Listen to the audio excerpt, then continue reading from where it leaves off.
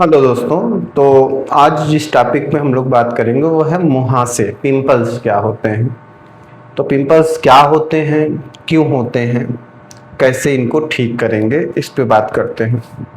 देखिए, पिंपल्स इतनी बड़ी समस्या तो नहीं है जिससे कि कोई मर जाए, किसी की डेथ हो जाए। लेकिन हाँ, ये है कि बहुत लोग इससे बहुत परेशान होते हैं। चेहरे पे इतना ज़्यादा पिंपल्स हो जाता है कि उनका कॉन्फिडेंस लेवल डाउन हो जाता है। उनको ऐसा फील नहीं होता है कि उनकी पर्सनालिटी काफ़ी इम्प्रेसिव है। तो कहीं ना कहीं पर्सनालिटी का प्रभाव तो लाइफ पे बहुत बड़ा होता है। तो अगर इस वीडियो को ध्यान से देखा जाए तो इसमें हम आपको ये तो बता देंगे कि किस तरह से हम इस समस्या से निकल करके अपने चेहरे पे पिंपल्स को हटा सकते हैं। तो पिंपल्स क्या होता है, सबसे पहले तो ये जान लें। तो ये चेहरे पर, स्किन के ऊपर छोटे सूजन वाले घाव होते हैं। और ये होते क्यों हैं? जो हमारे स्किन पोर्स होते हैं उनके अंदर अगर शरीर एक्स्ट्रा आयल्स बनाने लगे, जिसको मेडिकल भाषा में सीबम बोलते हैं, extra oil, dead cells skin के, और कुछ बैक्टीरिया अगर स्किन पोर में आ करके उसको पूरी तरह से जाम कर दें तो वहां पर पिंपल्स निकल आते हैं। तो बड़ा सिंपल सा इसका ऑब्जर्वेशन है कि डेड सेल्स, कुछ बैक्टीरिया और एक्स्ट्रा आयल जो हमारी बॉडी बनाती है। एक्स्ट्रा आयल्स क्यों बनाती है?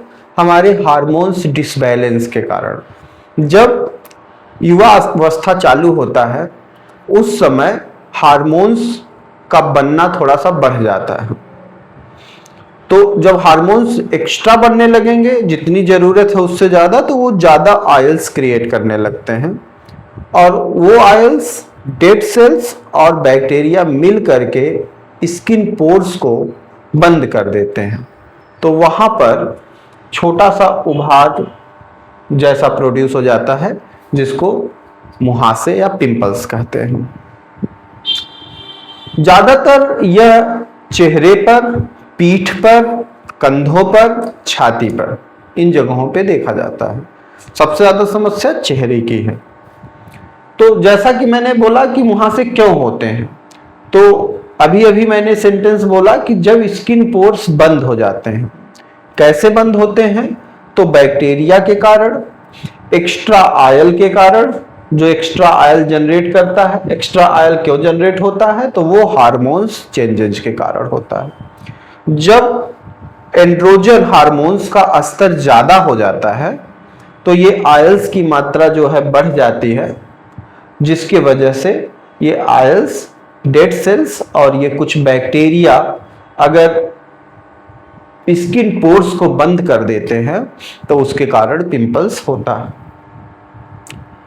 कुछ ऐसे कारण जो कि पिंपल्स को बढ़ा देते हैं, उस कारण में जो पहला कारण है वो है हार्मोन्स। हार्मोन्स जो चेंज होता है उसमें, जैसा कि मैंने कहा, जब किशोरावस्था चालू होता है उस समय हार्मोन्स बदलता है।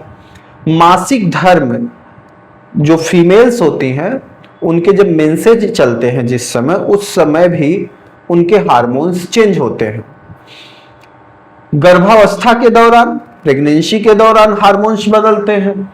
और पीसीओएस एक स्थिति होती है महिलाओं में जिनमें हार्मोन्स के बदलाव को देखा जाता है। पीसीओएस को कहते हैं पॉलीसिस्टिक ओवरी सिंड्रोम। इसमें हार्मोन्स बदल जाते हैं। महिलाओं में पुरुषों वाले हार्मोन्स आ जाते हैं जिनकी वजह से उनका जो मेंसेज होता है वो डिस्टर्ब हो जाता है, उनके चेहरे पे बाल आने लगते हैं। तो इस तरह के केसेज देखने को मिलते हैं हार्मोन्स डिसबैलेंस में इन केस ऑफ पीसीओएस। दूसरी जो यहाँ पे बात की गई है तनाव की। देखिए, तनाव डायरेक्ट तो पिंपल्स प्रोड्यूस नहीं करता है, लेकिन तनाव के कारण, टेंशन के कारण जो पिंपल्स हैं वो और खराब होने लगते हैं। उनकी जो कंडीशंस है वो और खराब होने लगती है और बढ़ने लगती है। तीसरा है आहार, खान पान। खान पान भी पिंपल्स में एक बड़ा रोल रखता है। खान पान में उच्च ग्लाइसेमिक एसिड वाले खाने जो हम लोग अपने रूटीन में, जो खाने का रूटीन उसमें यूज करने लगे हैं, तो वो एक कारण बन जाता है पिंपल्स का। अब कुछ लोगों को तो ये बताना पड़ेगा कि उच्च ग्लाइसेमिक एसिड वाले खाने होते क्या हैं। तो इसमें जैसे मैदा हो गया, चावल कुछ होते हैं जो सफेद चावल होते हैं, और फ्राइड फूड होते हैं, जंक फूड होते हैं। इस तरह के जो फूड होते हैं उसमें ग्लाइसेमिक एसिड की मात्रा ज्यादा होती है, जो कि पिंपल्स बढ़ाने का रोल रखती है। कुछ डेयरी उत्पाद, जैसे डेयरी उत्पाद में हम लोग पनीर वगैरह जो खाते हैं, वो भी नुकसान करता है इस पर्टिकुलर केस में। अगला जो कारण बनता है पिंपल्स का, वो होता है दवाइयां। दवाइयों में क्या है, स्टेरॉयड जो होती हैं उनको नहीं लेना चाहिए। लिथियम और टेस्टोस्टेरोन भी कुछ दवाइयों में मिली होती हैं, जो पिंपल्स के लिए बहुत खतरनाक साबित होती हैं, पिंपल्स को बहुत तेजी से इंक्रीज कर देती हैं। अच्छा, कुछ तो हम त्वचा की देखभाल करने में ही त्वचा को गड़बड़ कर देते हैं, मतलब अच्छा बनाने में खराब करते हैं। तो उसमें क्या है, उसमें जो हम कॉस्मेटिक्स यूज करते हैं वो नुकसान करता है, पिंपल्स बनने का कारण बनता है। और कुछ बालों में उत्पाद लगाए जाते हैं, जेल वगैरह, जो कि जब हम नहाते हैं तो वो धुल करके चेहरे पे आता है, जिसके कारण भी पिंपल्स बनते हैं। अब बात करते हैं कि जब पिंपल्स हो गए तो उनको ठीक कैसे करेंगे। तो यहां पर मैं कुछ होम्योपैथिक मेडिसिन बताऊंगा जिससे पिंपल्स को पूरी तरह से ठीक किया जा सकता है। अब जब होम्योपैथिक मेडिसिन की बात आती है तो वहां लक्षण का, आपकी जो समस्या है उससे मैच करना दवा का सिम्टम बहुत जरूरी है। अगर सिम्टम नहीं मैच करेगा तो मैं जैसे बता चुका हूं आप लोगों को कि दवा पीना और न पीना बराबर है। तो सिम्टम को समझने की कोशिश करिए। अब इसमें जो पहली दवा है बर्बेरिस एक्वाफोलियम, बर्बेरिस एक्वाफोलियम को मदर टिंचर फॉर्म में लेना चाहिए। इसको मदर टिंचर फॉर्म में लेना है। इसके साथ मार्केट से गुलाब जल लेना है। अब क्या करना है, जब हमको दवा यूज करनी हो तो एक कोई कांच का बर्तन यूज करिए, जिसमें जितना गुलाब जल डालिए उतना ही बर्बेरिस एक्वाफोलियम मदर टिंचर डालिए, और उसको रुई से, कॉटन से जहां जहां पिंपल्स है वहां लगाइए। ये काम क्या करेगा, ये पिंपल्स को भी कम करेगा और पिंपल्स से बनने वाले दाग को भी कम करेगा। दूसरी दवा हीपरसल्फ, हीपरसल्फ को 200 पावर में लेना है, और इसको कब लेना है, जब जो मुहासे हैं उसके अंदर पस बन रहे हों सफेद सफेद, उस केस में हीपरसल्फ 200 पावर लेना है। 3 बूंद सुबह 3 बूंद शाम, लगातार 1 महीने तक। जब सिम्टम काफी रिड्यूस हो जाए, इस दवा को सुबह शाम के बजाय सिर्फ सुबह कर दीजिए, और अच्छा रिस्पांस मिल जाने के बाद इसको 3 बूंद साप्ताहिक यूज करिए, संडे संडे यूज करिए। अगली जो दवा है काली ब्रोम, इसको 30 पावर में लेना चाहिए। और कब लेना चाहिए, जब जो पिंपल्स हैं वो चेहरे पे, पीठ पर, छाती पर और कंधों पर, चेहरे के साथ साथ अगर इन जगहों पर भी पिंपल्स बन रहा है तो उस केस में काली ब्रोम 30 लेना चाहिए। इसको 3 बूंद सुबह दोपहर शाम तीनों टाइम, चाहे जीभ पर लीजिए चाहे 1 चम्मच पानी में मिला के लीजिए, लगातार 1 महीने तक। सिम्टम रिड्यूस होता है, इसके डोज को सुबह शाम कर दीजिए और अच्छा रिस्पांस मिलता है। इस दवा को 1 मीटिंग करके सुबह सुबह पी करके फ्री हो जाइए, और देखेंगे कि देखते देखते पिंपल्स गायब हो जाएगा।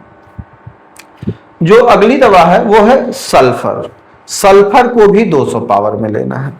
सल्फर कब लेना है, तो सल्फर लेने का जो लक्षण है वो ये है कि पिंपल्स में खुजली होती हो और पिंपल्स वाले एरिया पर रूखापन महसूस होता हो, ड्राइनेस महसूस होता हो, तो ऐसे केस में सल्फर 200 को लेना है। और कुछ जिद्दी पिंपल्स जो काफी समय से हैं, जो नहीं जा रहे हैं, उसमें भी सल्फर 200 बहुत अच्छा काम करती है। तो सल्फर 200 को कैसे लेना है, 3 बूंद सुबह 3 बूंद शाम, चाहे डायरेक्ट जीभ पर ले लीजिए चाहे 1 चम्मच पानी में मिला के ले लीजिए, लगातार 2 महीने तक। सिम्टम रिड्यूस हो जाता है तो इसको सुबह 1 मीटिंग कर दीजिए। और अच्छा रिस्पांस मिल जाए, सारी चीजें कम हो जाए, खत्म के करीब हो जाए, तो आप इसको एक एक हफ्ते में एक बार लीजिए, संडे संडे कर लीजिए। तो इस तरह से इन दवाइयों को अगर सही तरीके से यूज किया जाए तो पिंपल्स खत्म हो जाएंगे। देखिए, दवाइयों का कोई साइड इफेक्ट तो नहीं है, फिर भी इन दवाइयों को यूज करने से पहले अपने नजदीकी किसी अच्छे डॉक्टर से परामर्श लीजिए।